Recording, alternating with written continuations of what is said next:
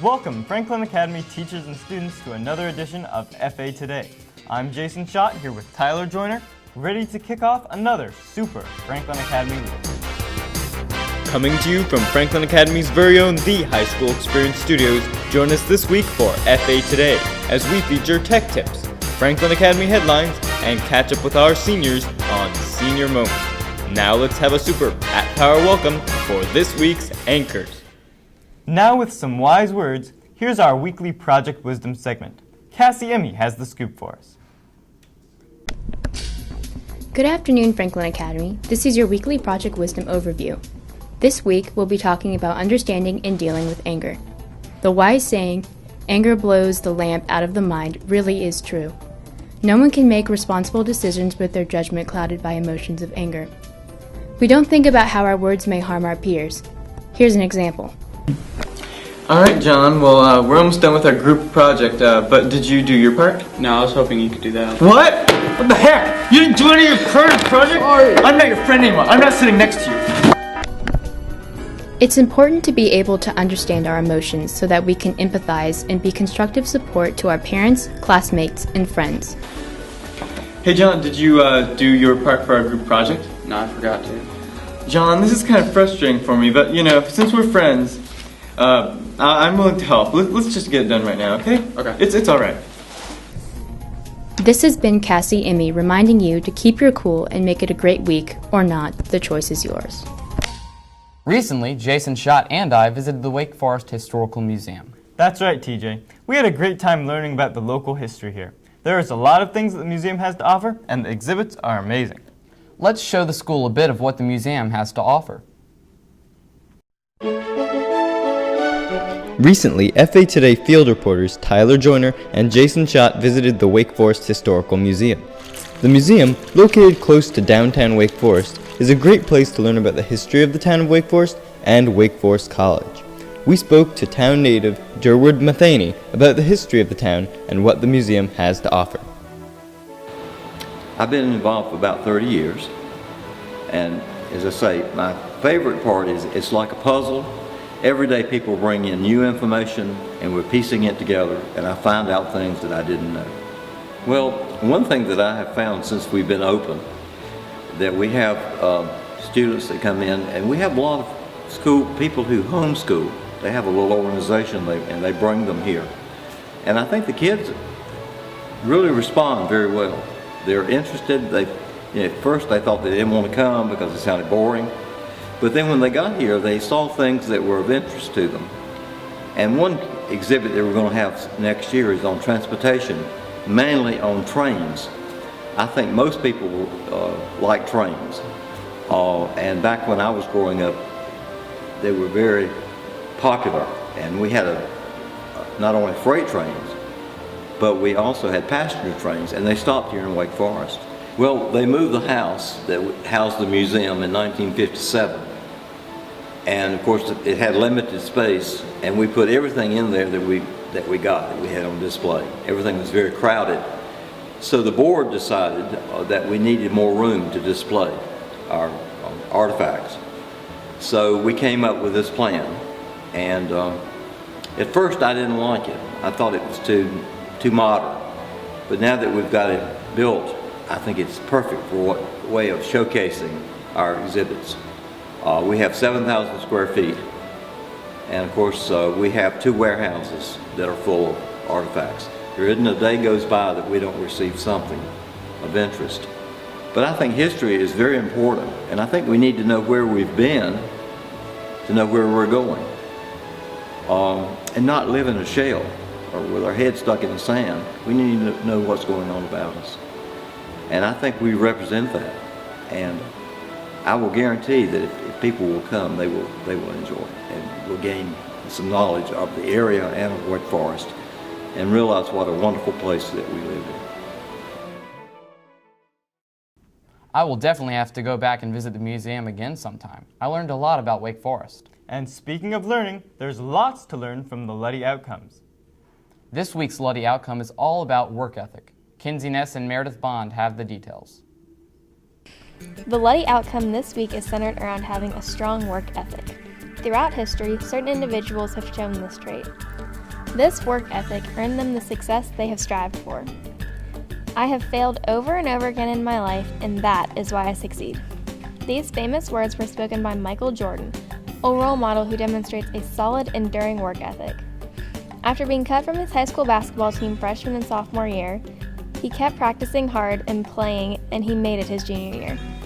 His career took off after high school as he went to play in college for UNC. After college, he was drafted into the NBA. While playing for the Bulls, he led the team to 6 NBA championship wins. Michael Jordan is a role model to all of us. We can strive to never give up, no matter how many times we fail, just like him.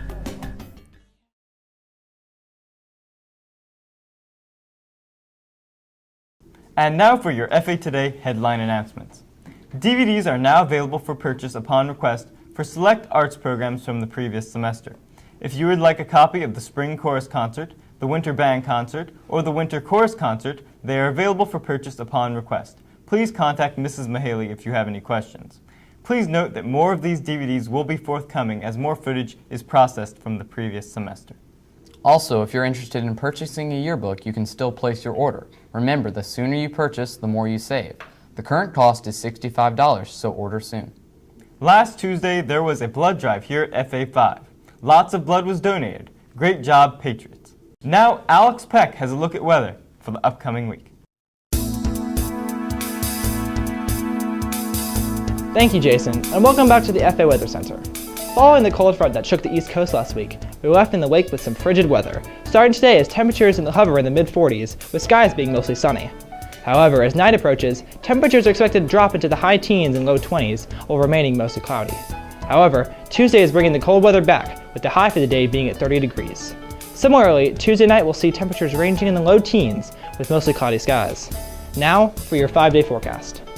Following Monday, temperatures will again drop into the low 30s, with a minimal chance of wintry precipitation on Tuesday night. As we progress into the week, though, temperatures will again rise into the mid-40s and being around 50 for Friday. Thank you for joining us at the FA Weather Forecast. I'm Alexander Peck from the FA Weather Center. Back to your scheduled news. Jason, have you ever lost anything? No, actually, I'm good at keeping up with my belongings. Really? Well, where's your iPad? Well, this is my iPad, I'm pretty sure. Oh, this is somebody else's iPad. I wonder where mine is. You must have lost it. Sounds like you lost it to me. I don't think I lost it. I probably just put it somewhere and forgot. And while I'm finding out where I put my iPad, let's go and take a look at this week's tech tip, which is all about losing your school-issued iPad. Have you ever been faced with the following scenario?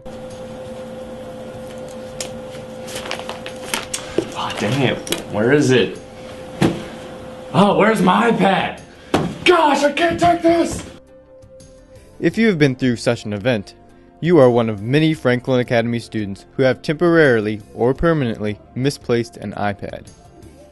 Furthermore, have you ever had a moment like this?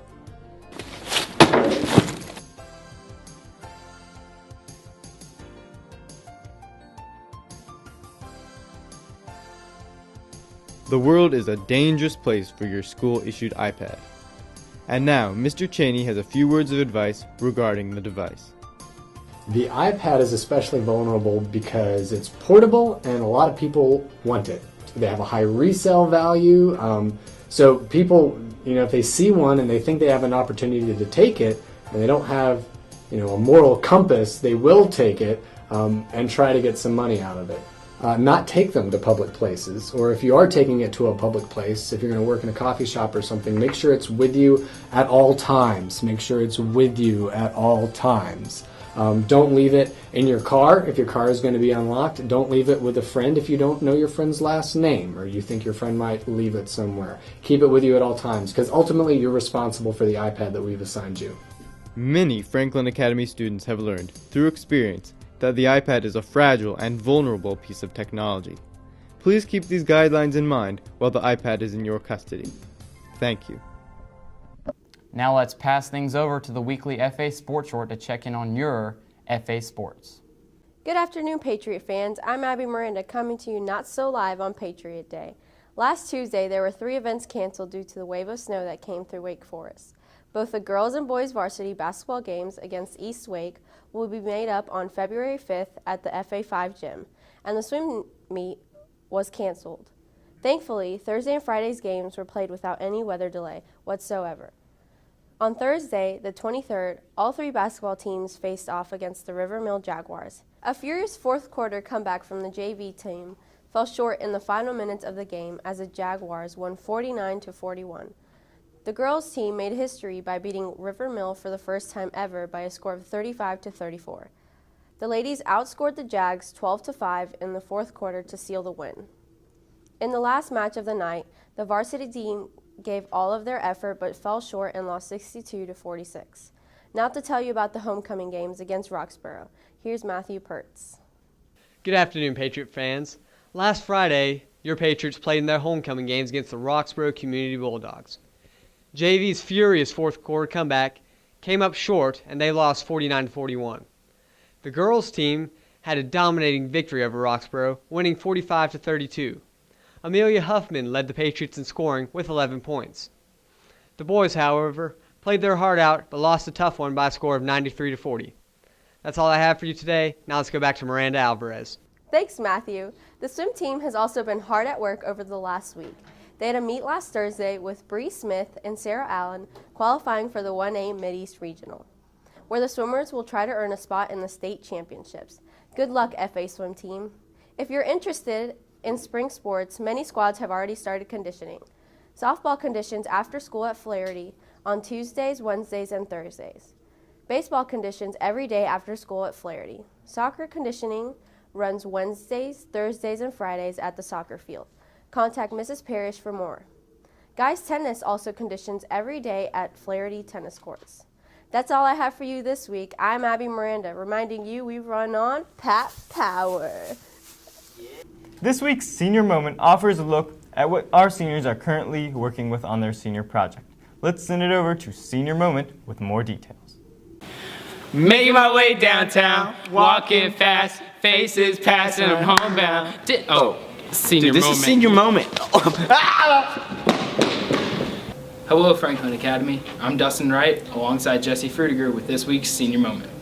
This week, we talked to a senior about how much they've accomplished on their senior project. Here's more.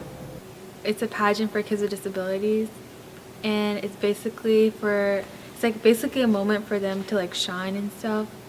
So they have their own little spotlight.